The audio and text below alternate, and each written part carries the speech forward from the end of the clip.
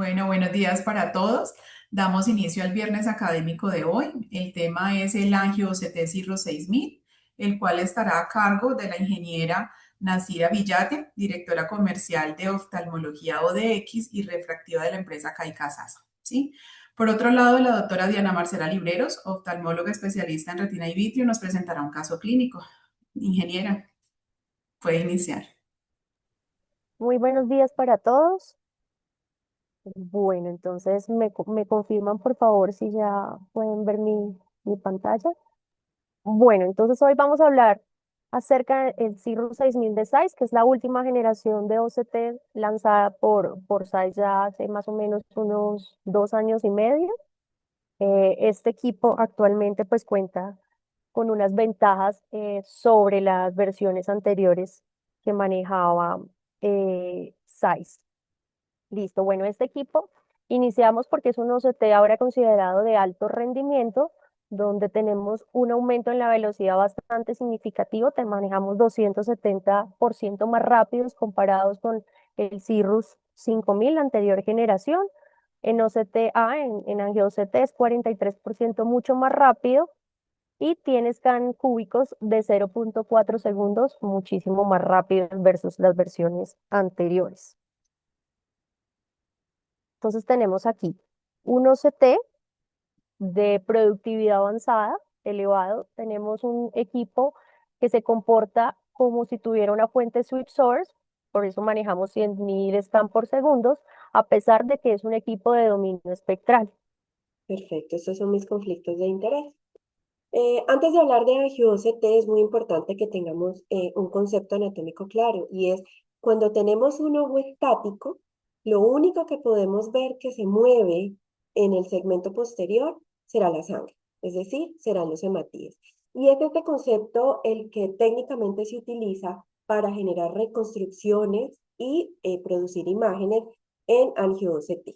Entonces, cuando hablamos de angio-OCT, nosotros no estamos hablando de una representación de los vasos de la retina, sino que estamos haciendo una reconstrucción de los flujos que se sensan cuando hacemos determinadas tomas de eye scan, que son tomas puntuales muy rápidas en el mismo sitio. Entonces, se hace una primera imagen y esa toma es como tomar una foto, ¿listo? Entonces yo tomo una foto y evalúo qué estructuras tengo ahí, inmediatamente tomo otra en el mismo sitio. Y será la diferencia que yo encuentre entre estas dos tomas la que nos sense algún tipo de flujo. Se hacen tomas a scan a frecuencias muy altas, muy altas. Cirrus 6000 hace tomas a 100.000 a scan por segundo, y la sumatoria de esas tomas en las tres dimensiones generarán finalmente imágenes de B-scan cada una en una dimensión y le permitirán al equipo, utilizando algunos algoritmos matemáticos como la tirada de Fourier, para finalmente hacer reconstrucciones que nos permitan tener las imágenes preciosas que observamos en el angiosete. De manera que, a diferencia de angiografía fluoresceínica, en donde el medio de contraste pasa por todos los vasos que se encuentran, los vasos grandes, los vasos medianos, los vasos pequeños, en el angio-OCT solo veremos una reconstrucción de aquellos vasos que a la frecuencia que maneja el equipo puedan ser sensados. ¿Qué podemos hacer cuando nosotros tenemos un flujo en unos vasos que sea demasiado lento? Si tenemos un equipo como este en el que la frecuencia de barrido es tan alta, es muy probable que en un vaso de flujo muy lento, a diferentes tomas de AESCAN no alcancen a censarse movimientos de algunos de estos hematíes, sobre todo en los vasos muy pequeños o en los vasos que tengan flujos muy lentos.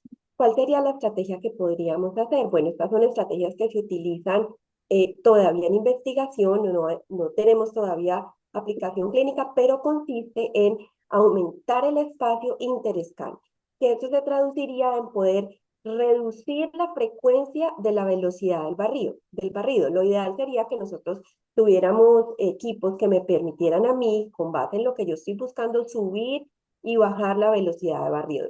Realmente En este momento no se puede hacer con ninguno de los equipos que están disponibles en la clínica, pero sí con algunos equipos de los que tenemos en investigación. Y este aspecto es muy importante tenerlo en cuenta, porque a veces tenemos angio-OCTs que pueden ser interpretados como absolutamente normales, pero clínicamente podemos estar observando algunas anormalidades o en la comparación con otras de las modalidades diagnósticas podemos estar claramente evidenciando anormalidad. Entonces, pasando, porque angio-OCT nos está emitiendo imágenes absolutamente normales y la respuesta es esa, porque es que no es una representación de vasos, sino una representación de los flujos que este equipo a esta frecuencia de barrido es capaz de sensar. Y cuando los vasos son muy pequeños o son vasos de muy reciente aparición y de muy reciente formación, generalmente tienen flujos muy lentos que podrían a frecuencias tan altas escapar al censo del equipo y a la reconstrucción tridimensional de la imagen. Cuando vamos a evaluar imágenes de angio-OCT debemos también tener en cuenta otros aspectos técnicos que pueden impactar la calidad de nuestras imágenes. Los hemos llamado artefactos y podemos tener artefactos como estos que tenemos aquí superiores a la derecha, que son artefactos horizontales o de movimiento, en los que voy a resaltar la importancia de la colaboración del paciente para la fijación. Cuando empecé la charla les dije, en un ojo estático lo único que se mueven son los hematíes. Esto implica que para tener imágenes de angio-OCT de muy buena calidad y resolución, necesitamos una absoluta colaboración del paciente en cuanto a la fijación para evitar la movilidad de los globos oculares. Cuando hay movimientos y pérdidas de fijación, esto es lo que encontramos y esto impacta de manera importante la calidad de las imágenes. Las otras son las sombras se caracterizan por algunas estructuras que son capaces de bloquear la visualización de estructuras posteriores a las mismas. Por ejemplo, lo que ocurre cuando tenemos miodesopsias o cuando tenemos hemorragias, que una vez aparecen, como en este caso, bloquean la sensibilidad del equipo para dar mayor resolución en las capas posteriores a las mismas. Los otros artefactos importantes son los artefactos de proyección. Ocurren a la inversa de las sombras y es que algunas veces la reflectividad de las estructuras de una capa es tan elevada que se proyecta y se hacen evidentes en las capas posteriores, ¿sí? Es decir, cosas que estoy viendo muy anteriores en la retina podrían verse incluso proyectadas en el epitelio pigmentario de la retina. Vemos, por ejemplo, aquí cómo los vasos del plexo vascular superficial logran verse también en el plexo vascular profundo donde ellos no están presentes. Entonces, teniendo en cuenta todos estos artefactos, vamos a poder hacer una mejor interpretación de cada una de las imágenes para no pensar erróneamente, por ejemplo, que en el plexo vascular profundo estoy teniendo algunos vasos. Aquí es muy importante tener muy clara la anatomía de la retina y de la vasculatura de la retina para poder discernir entre aquellas estructuras que pueden o no aparecer en determinada capa o segmentación de la retina o aquellas que constituyen verdaderos artefactos. Como les dije, esta no es una clase de angio-OCT, sino que vamos a hacer una revisión clínica de las aplicaciones y sobre todo vamos a responder a la pregunta que nos podemos hacer y es ¿cuándo debo yo apoyarme en un resultado de angio-OCT para hacer un diagnóstico clínico? ¿En qué paciente debo yo considerar solicitar angio-OCT como modalidad diagnóstica o como apoyo multimodal para el diagnóstico, tratamiento y seguimiento de uno de nuestros pacientes? Entonces les traigo aquí, por ejemplo, una mujer de 55 años que consulta por reducción de la agudeza visual en el ojo derecho.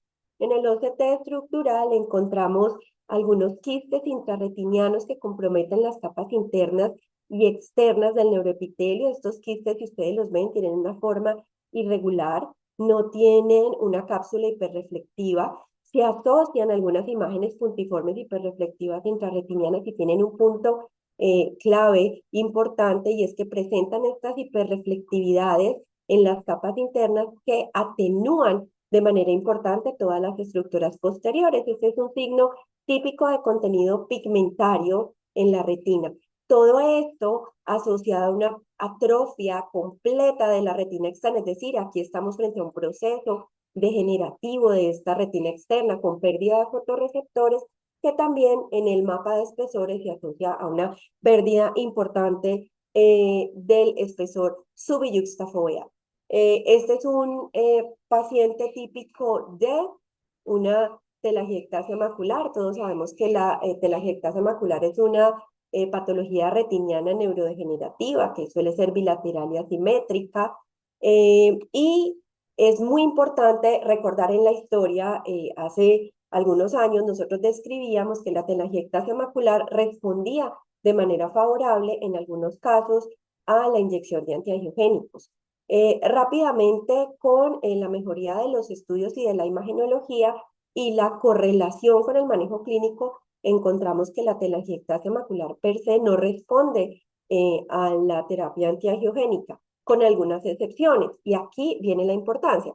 En esta telangiectasia cruzamos y decidimos hacer una angiodesete macular. Miren ustedes cómo en esta proyección on faz de la superficie retiniana encontramos exactamente lo que describíamos en el estructural, algunas áreas hiporreflectivas en relación a contenido pigmentario con estas zonas hiperreflectivas en la interfase vitreoretiniana, y cuando vamos al plexo vascular superficial encontramos esta dilatación aneurismática por aquí y por aquí de los vasos de la red capilar parafoveal, pero miren esta estructura que muestra una forma en medusa con una ramificación importante que se hace evidente también en el plexo vascular profundo y aún en la segmentación de la zona vascular que se rodea en las capas más profundas de un halo hiporreflectivo, y esto nos hace un diagnóstico diferencial porque aquí tenemos una clara neovascularización macular asociada a la telangiectasia. De manera que este sería un paciente en el que claramente está indicada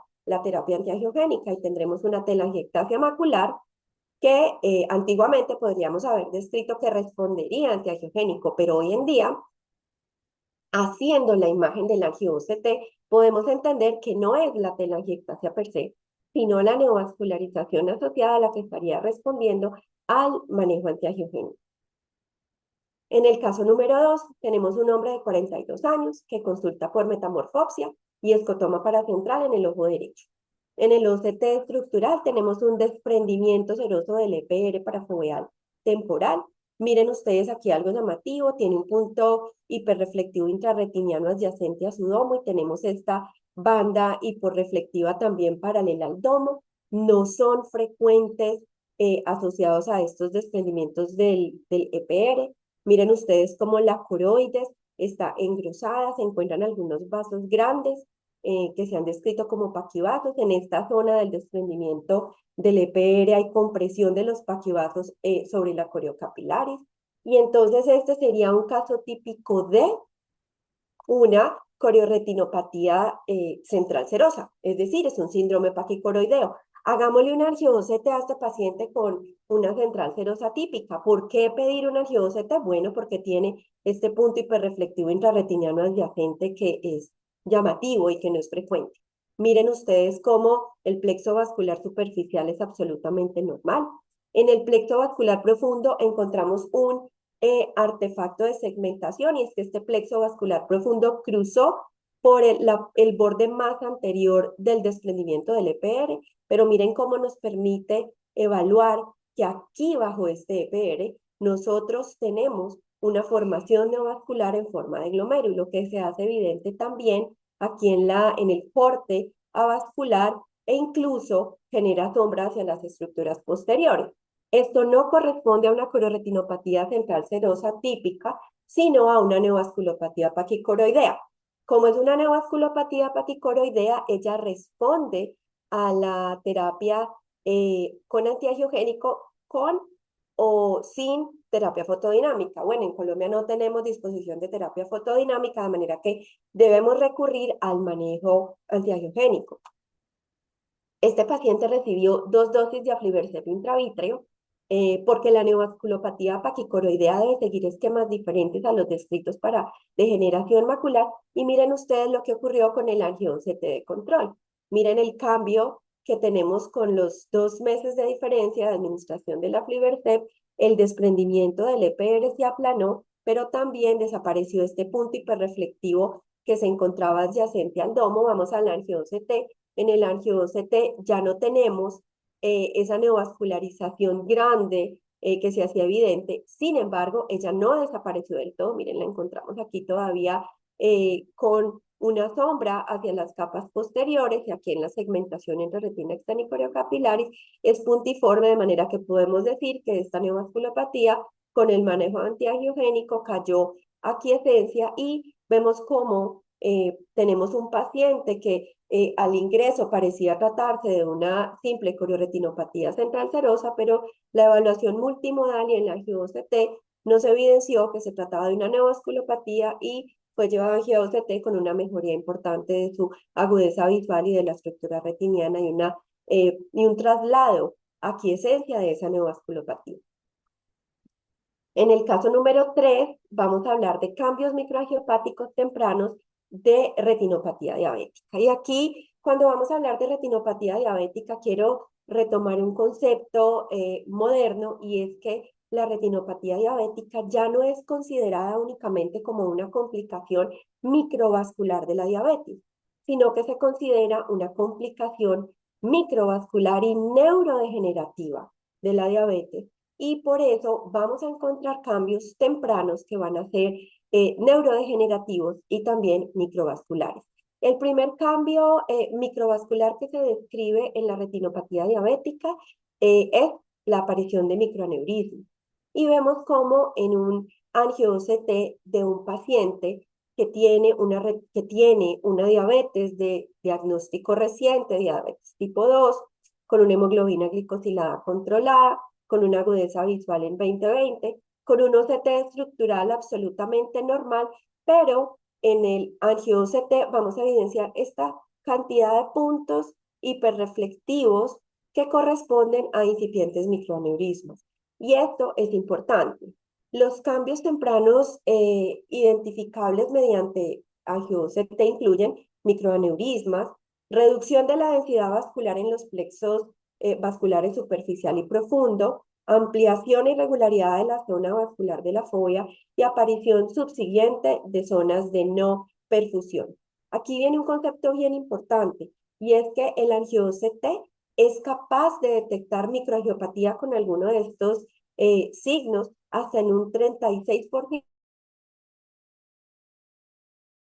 temprano, con hemoglobina glicosilada controlada y sin cambios en el examen físico. Luego, el angio-OCT se constituye como una herramienta clave para una detección temprana y para determinar planes de seguimiento en los pacientes con retinopatía diabética.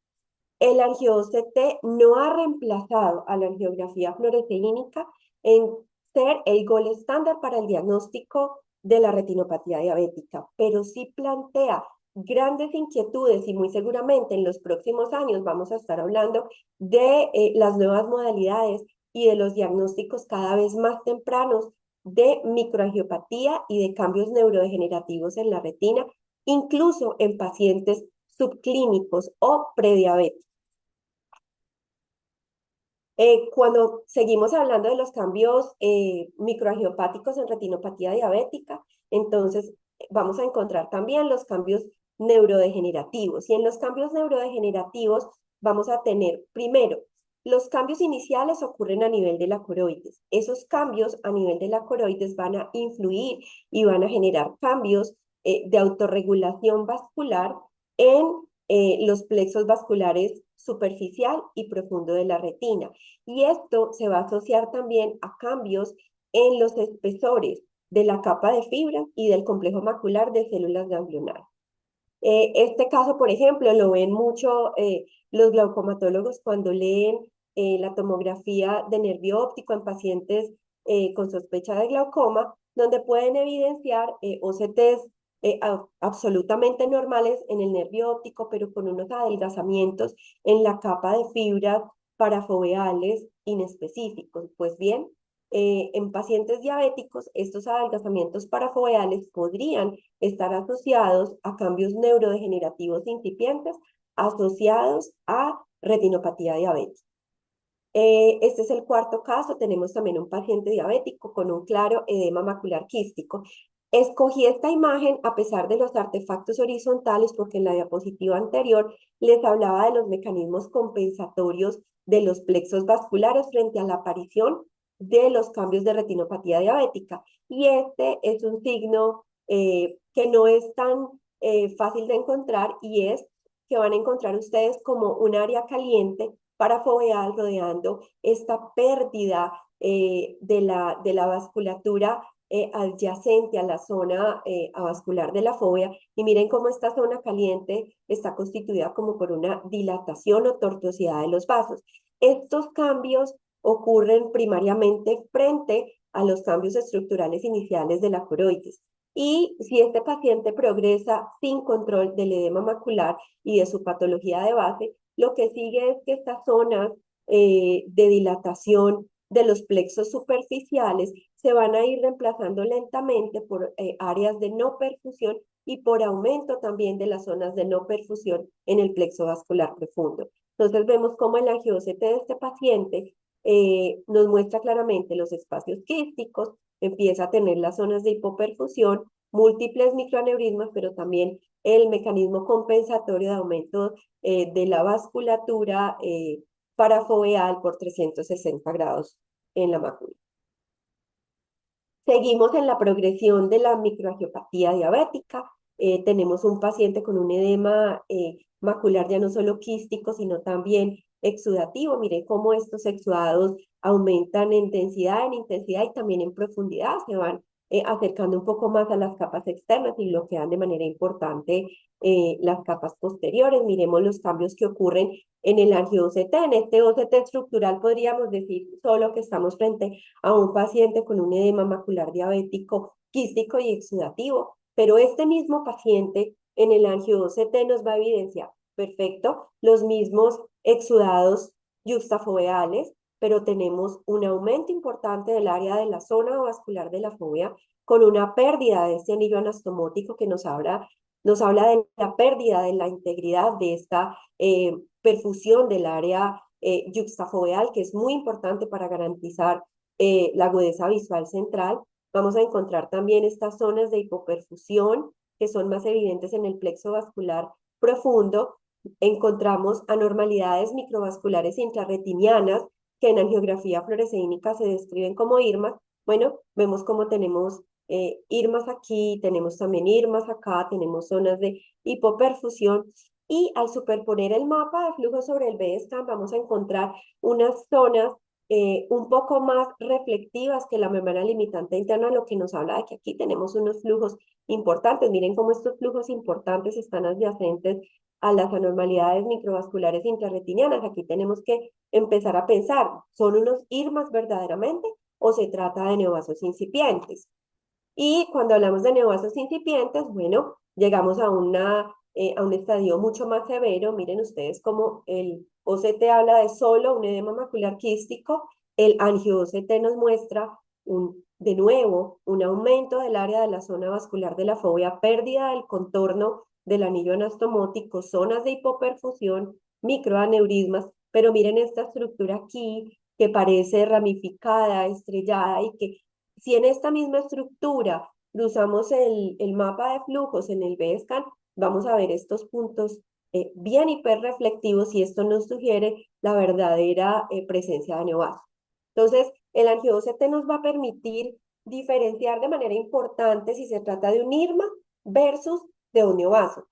Y en la medida que ampliamos el espacio de cobertura del angio-OCT, como va a ser el caso del Cirrus 6000, donde vamos a tener mapas hasta de 12 por 12 milímetros, vamos a poder evidenciar esa aparición de los neovasos y aún del nervio óptico en áreas mucho mayores. Ya no nos vamos a quedar en los 3 o 6 milímetros centrales como lo hacíamos en las versiones anteriores, sino que vamos a poder evidenciar cambios de hipoperfusión y de neovascularización en áreas mucho más amplias.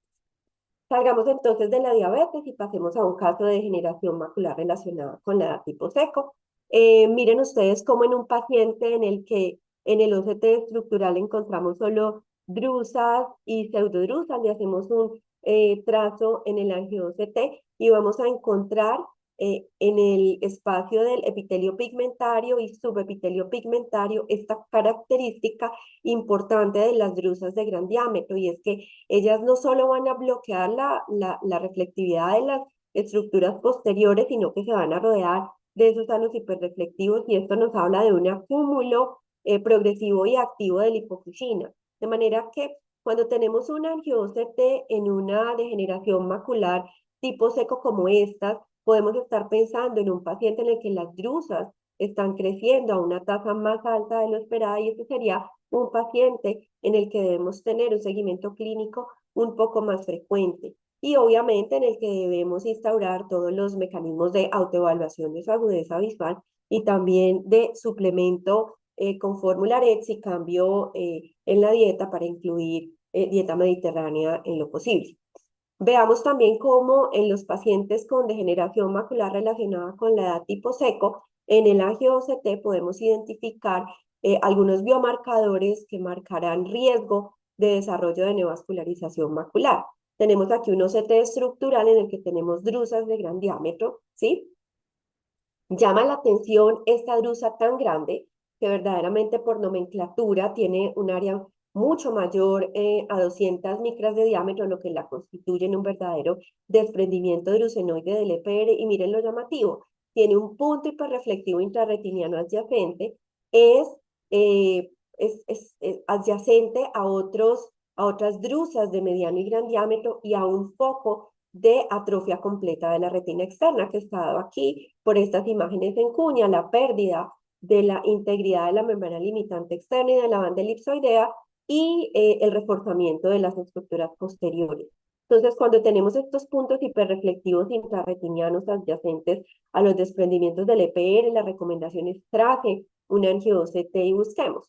Bueno, vamos a encontrar aquí tenemos unos artefactos de sombra, aquí tenemos unas miodesopsias, también tenemos unos artefactos horizontales o de movimiento, pero miren cómo en el plexo vascular superficial empieza a aparecer esta estructura lineal que en el corte correlaciona exactamente con el punto hiperreflectivo intrarretiniano, que se hace evidente también en el plexo vascular profundo y aún en la zona vascular. Cuando uno evalúa si aquí estamos encontrando algún tipo de flujo, si el equipo está pensando algún tipo de flujo, la verdad es que no, pero este biomarcador nos obliga a seguirlo porque determina que este paciente tiene un riesgo de desarrollar en los próximos 12 meses una neovascularización macular. Entonces, aunque el OCT estructural te muestra hallazgos típicamente secos, un angio-OCT te va a mostrar que aquí podríamos estar frente a una estructura incipiente de neovascularización que está en quiescencia y que requiere seguimiento en el tiempo.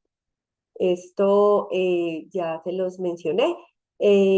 Importante que en la neovascularización macular tipo 1 no exudativa o quiescente tenemos un riesgo de desarrollo de neovascularización hasta de un 35% y de conversión a una verdadera forma neovascular. También es importante en los pacientes con degeneración macular no solo evaluar el ojo de la patología, sino evaluar también el ojo contralateral. Tenemos aquí un paciente con una clara neovascularización macular tipo 1 en su ojo derecho, a quien se le realiza también un angio-OCT en el ojo izquierdo. El OCT estructural nos muestra unas drusas de mediano y gran diámetro, tenemos un desprendimiento drusenoide del EPR, algunos puntos hiperreflectivos intrarretinianos adyacentes, unas zonas de disrupción de las bandas hiperreflectivas externas. Miren cómo el corte vertical, este es un paciente absolutamente asintomático con agudeza visual normal de 20-25 y esto es allá contralateral a un ojo neovascular. Miren, aquí hay un quiste, podría tratarse de algo que esté en relación a apoptosis y neurodegenerativo, pero miremos a ver si se asocia a algún tipo de neovascularización Y la verdad es que en la segmentación del plexo vascular profundo, que nuevamente por artefacto de segmentación cursa por el domo más anterior del DEP, se encuentra un punto hiperreflectivo. Miren ustedes, este puntico hiperreflectivo se hace evidente también en las otras segmentaciones y esto nos marca un riesgo que amerita que este paciente sea seguido no solo en su ojo derecho que está en tratamiento, sino también atención con el ojo izquierdo por el riesgo de neovascularización en el ojo contralateral. Y aquí hay algunos datos absolutamente claves, y es que cuando yo tengo neovascularización en un ojo, el riesgo de que el ojo contralateral desarrolle una neovascularización en los 12 meses siguientes es del 10 al 12%, con un riesgo acumulado al quinto año del 50%. Ahora, si tenemos una neovascularización quiescente en un ojo, el riesgo de reactivación es entre el 20 y el 35% durante un año, de manera que ese ojo contralateral del ojo que tiene exudación debería ser seguido activamente en el tiempo. Evaluemos también, una de las contraindicaciones para pedir angio-OCT es la opacidad de medios. Pero opacidades de medios moderadas nos permiten todavía tomar mano de las ventajas del angio-OCT. Miren ustedes, este es un paciente con una opacidad de medios moderada. A pesar de eso, el angio-OCT nos permite tener imágenes de calidad buena. Se hace evidente una neovascularización macular tipo 2 que se presenta en el plexo vascular profundo por artefacto. Aquí hay un artefacto de segmentación, pero sí encontramos la neovascularización en la zona vascular y en la segmentación entre la retina externa y la coriocapilaris con un halo hiporreflectivo hacia las capas posteriores, mostrándonos que aquí tenemos una verdadera actividad neovascular. Entonces, hay que siempre estar pendientes de la severidad de la opacidad de medio.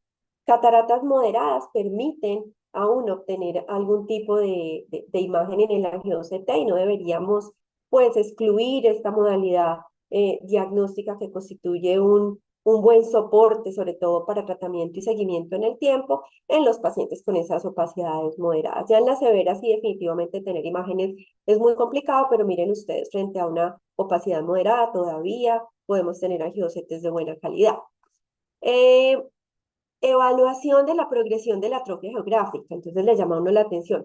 Pero ¿qué voy a hacer con un angio-OCT para evaluar progresión de atrofia geográfica? Vemos aquí un paciente con una degeneración macular relacionada con la edad tipo seco. Miren ustedes cómo tenemos unas drusas, miren cómo tenemos áreas de un diámetro mayor a 250 micras, en las que hay clara disrupción de la membrana limitante externa y de la banda elipsoidea, con imágenes en cuña, hipertransmisión a estructuras posteriores, y les llamo la atención en esta zona parafoveal tanto superior como temporal, en donde hay estos quistes en la nuclear interna.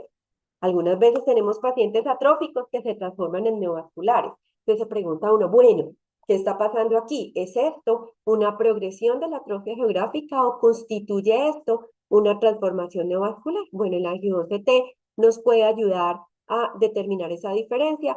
Miren ustedes cómo plexo vascular superficial y profundo están absolutamente silentes. El plexo avascular, la segmentación avascular también, la segmentación entre la retina externa y la coriocapilaris también, de manera que este caso se trata de una progresión de la atrofia geográfica. Aquí no hay neovascularización macular y estos quistes corresponden a espacios que empiezan a ocurrir generalmente entre las células de Müller mientras o simultáneamente con la apoptosis de los fotorreceptores y de algunas de las glías estructurales. De manera que aún en los casos de atrofia geográfica, en donde tenemos estas dudas sobre si existe o no conversión neovascular, el angio-OCT nos da un apoyo importante. Esto ya se los mencioné. Para el seguimiento, esta es tal vez la utilidad que más realizamos los retinólogos y es para el seguimiento de la enfermedad neovascular, sobre todo cuando se aplican protocolos de tratar y extender. Esta es una paciente que tuvo un agujero macular y 10 años después desarrolló una degeneración macular relacionada con la tipo exudativo. Miren ustedes cómo estamos frente a una neovascularización macular tipo 2 y podemos aquí evaluar cómo entre mayo del 2025 y agosto del 2025, ella está presentando una reactivación neovascular.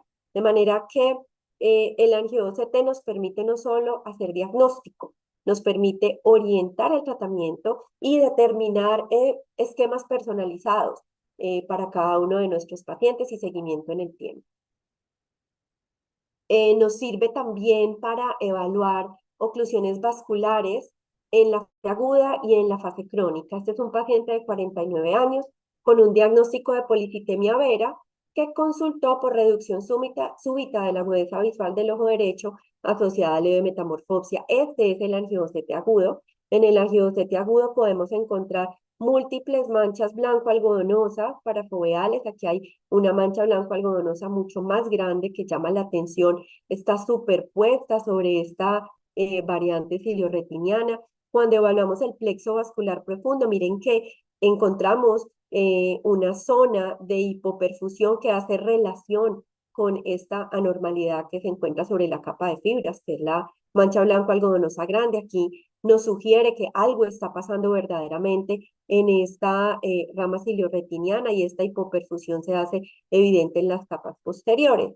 6 meses después, paciente retorna a su agudeza visual a 20/20 y cuando hacemos el angio-OCT de seguimiento, observamos que quedan una huella de unas zonas de discreta hipoperfusión siguiendo esta rama de la arteria cilioretiniana con resolución completa de las manchas blanco-algodonosas. Miren ustedes cómo esto pasó en el tiempo. Este paciente tenía una oclusión de vena central de la retina rápidamente reperfundida, pero había hecho también una oclusión isquémica de la rama cilioretiniana. Luego esto se considera una oclusión vascular mixta. Y miren ustedes cómo nos sirve para diagnóstico en la fase aguda, pero también para evaluar la fase crónica y el seguimiento del paciente. Evaluemos también, a veces en la clínica encontramos estos OCT estructurales. Esta es una paciente de 42 años con agudeza visual 20/20 y el OCT estructural demuestra este adelgazamiento parafoveal superior inespecífico. Generalmente quienes leemos imágenes decimos, no es de un adelgazamiento inespecífico, parece estar a expensas más de las capas internas de la retina, pero pues nada más. Pero todo ocurre secundario a algún estímulo. Tratemos de evaluar qué ocurrió en esta paciente. Y miramos en el angio-OCT, de nuevo, aquí hay unos artefactos horizontales.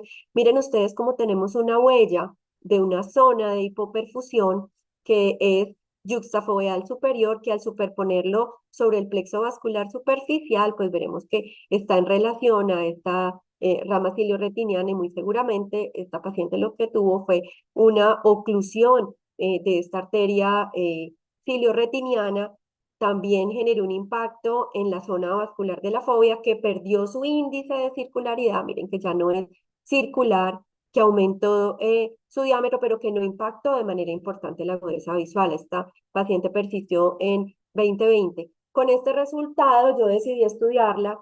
Le hice un ecocardiograma transtorácico y se encontró que tenía una CIA y esta CIA fue estudiada por cardiología. Finalmente, un año después, decidieron llevarla a cierre quirúrgico porque así como había tenido esta isquemia pequeña en la retina, tenía unas isquemias pequeñas en el sistema nervioso central. Entonces, miren cómo un hallazgo inespecífico en un OCT estructural nos llama la atención y nos obliga a buscar asociación sistémica y esta paciente termina en una cirugía cardiovascular. El otro caso que les traigo es neovascularización macular tipo 1 aneurismática. Algunos autores la consideran parte de la degeneración macular, otros la consideran por fuera de la degeneración macular. Es bien importante hacer un diagnóstico diferencial entre una neovascularización tipo 1 aneurismática versus la neovascularización macular tipo 1 convencional por su propuesta terapéutica. Entonces, en la neurismática vamos a encontrar claramente una alteración que aquí se observa en el plexo vascular profundo, pero nuevamente es por segmentación, porque la segmentación automática, ustedes lo ven aquí, cruzó por el borde más anterior de este desprendimiento del EPR, luego esto que estoy observando está por debajo del epitelio pigmentario, ¿sí? Son unas anormalidades que se van a hacer mucho más evidentes en las capas más profundas, inclusive en la coroides, donde se ve un nódulo hiperreflectivo asociado a un desprendimiento alto, elevado y que acumula líquido subretiniano. Como les había dicho, hacer un diagnóstico de aneurismática tipo 1 es importante porque ellas tienen una respuesta diferente a los medicamentos antiangiogénicos, de manera que hacer el diagnóstico en angio-OCT marca un punto importante para la decisión terapéutica y para el seguimiento clínico, para protocolos de tratar y extender y seguimiento a futuro del paciente. En edemas maculares secundarios a evento vasculares oclusivos. Entonces, este es un paciente que llega con un edema macular cistoideo. Ustedes ven en el OCT estructural, no le llama a uno mayor cosa, es un evento, es un edema macular cistoideo, pero cuando hacemos el angio-OCT podemos delimitar claramente las causas de este edema macular quístico.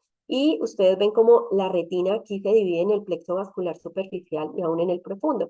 Miren cómo tenemos anormalidades importantes en la mitad inferior y la mitad superior está casi respetada. Hay un aumento del área de la zona vascular de la fóvea, pérdida del anillo anastomótico, zonas de hipoperfusión, dilatación de vasos como una compensación de colateralidad y claras zonas de hipoperfusión en la mitad inferior. Muy seguramente se debe a una oclusión de una rama venosa temporal inferior o una mirretiniana inferior. Y por último, les traigo un caso de una distrofia viteliforme del adulto. Mire el hallazgo del OCT estructural. Tenemos un desprendimiento del EPR, que es un desprendimiento con un borde hiperreflectivo muy demarcado, incluso por debajo del epitelio pigmentario. Miren que su reflectividad es mixta en el corte vertical, y esto es una cosa importante para pensar en lesiones viteliformes, es hiporreflectivo en la parte superior, pero en la parte inferior es hiperreflectivo, ¿sí? Tiene algunas irregularidades en el EPR que podrían considerarse drusas incipientes, verdaderamente aquí se tratarían de pseudodrusas, y a este paciente es muy importante trazarle un angio-OCT. ¿Por qué? Porque la distrofia viteliforme del adulto per se no requiere tratamiento antiangiogénico, excepto cuando se asocia a neovascularización macular, y esto ocurre entre el 10 y el 20% de los pacientes. El resto de los casos no requieren tratamiento porque se trata de un acúmulo de lipofuscina y de materiales de desecho de los fotorreceptores, secundario generalmente a un defecto metabólico. De manera que es muy importante determinar siempre si en estos casos, aunque sean distróficos, tenemos o no asociación a neovascularización macular, porque esto va a determinar si debe ser susceptible o no de algún tipo de intervención o tratamiento. Llegamos entonces a un punto que no debemos nunca perder de vista, y es cuando yo no debo pedir un angio-OCT. Ya les dije desde el principio, en aquel paciente que no puede colaborarme para mantener una fijación y para mantener una postura por 3 a 5 minutos. Cuando tenemos angio-OCTs de áreas más grandes, como CIRRUS 6000, que nos da hasta 12 por 12 en su área, esto requiere de mayor tiempo de fijación para el paciente. Si no tenemos una adecuada colaboración, será imposible tomar una imagen de angio-OCT. Obviamente, no se puede realizar en pacientes con nistagmus, en niños menores de 3 años que no tengan colaboración para la fijación, en pacientes que tengan muy baja agudeza visual o en severa opacidad de medios. La pregunta que siempre nos hacemos es, ¿el angio-OCT terminará por reemplazar a la angiografía fluorescénica en la clínica? La respuesta hasta el momento es no, aunque el área de cobertura del angio-OCT en múltiples equipos se está ampliando y nos permite identificar anormalidades cada vez con mayor sensibilidad y aún en etapas preclínicas. No podemos desplazar la angiografía fluorescénica, que sigue dándonos información importante que se escapa a la del angio-OCT. Son simplemente pruebas complementarias y son no excluyentes. Ahora, el futuro de la imagenología en retina es multimodalidad. Sumamos los resultados de diferentes modalidades diagnósticas para hacer diagnósticos más acertados y seguimiento en el tiempo de nuestros pacientes. Eso ha sido todo. No sé si tienen preguntas o si pasamos a la ingeniera. Dice, excelente, gracias. Prácticamente todas las patologías ameritarían OCT y OCTA simultáneo. Todas las patologías, la respuesta es no. No hay necesidad de hacer angio-OCT en todos los pacientes. Si estoy pensando en una alteración vascular eh, que comprometa la mácula, ojo, debe estar dentro del área de cobertura del angio-OCT o debe estar en periferia media, de manera que el paciente movilizando el globo ocular sea susceptible de alcanzar la localización de la lesión que queremos ver. Bueno, ese sería el paciente ideal. Eh, y en los pacientes con degeneración macular relacionada con la edad tipo seco, la sugerencia es tener al menos un angio-OCT en algún momento del curso clínico para estratificar y decidir seguimiento. Pero establecer que se debe hacer angio-OCT a todos los pacientes, no. Sería igual que decidir que otro examen, otra modalidad diagnóstica deba hacerse a todos los pacientes. La respuesta es no. Debe ser el juicio clínico el que oriente la solicitud de cada una de las modalidades diagnósticas, incluyendo angio-OCT. Doctora, hay otra pregunta. Dice, pacientes recién diagnosticados con diabetes mellitus, aunque no tengan hallazgos visibles al examen clínico, ¿ameritan a OCTA? La respuesta es sí.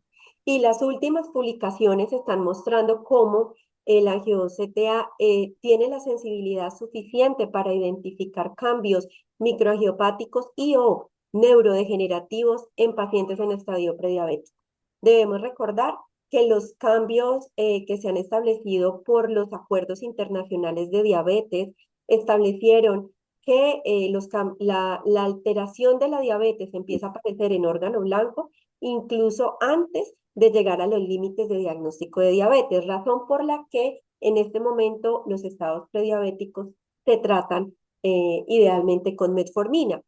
Este mismo concepto se aplica en retina y AngioDot ha permitido evidenciar como cambios subclínicos en pacientes con agudezas visuales de 20/20, sin cambios en el examen físico, pueden ser evidentes en las imágenes, en la reconstrucción del angio-OCT.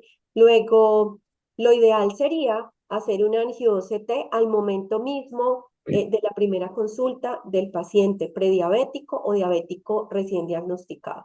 Si ese paciente no tiene ningún tipo de anormalidad en el angio-OCT, podrían plantearse los seguimientos habituales y los protocolos clínicos que venimos siguiendo desde hace más de 20 años. Pero si los pacientes empiezan a tener anormalidades o hallazgos subclínicos, ellos deberían ser llevados a un manejo multidisciplinario, no solo por oftalmología, sino también por endocrinología, por nefrología, por medicina interna, porque estamos empezando a evidenciar lesión de órgano blanco.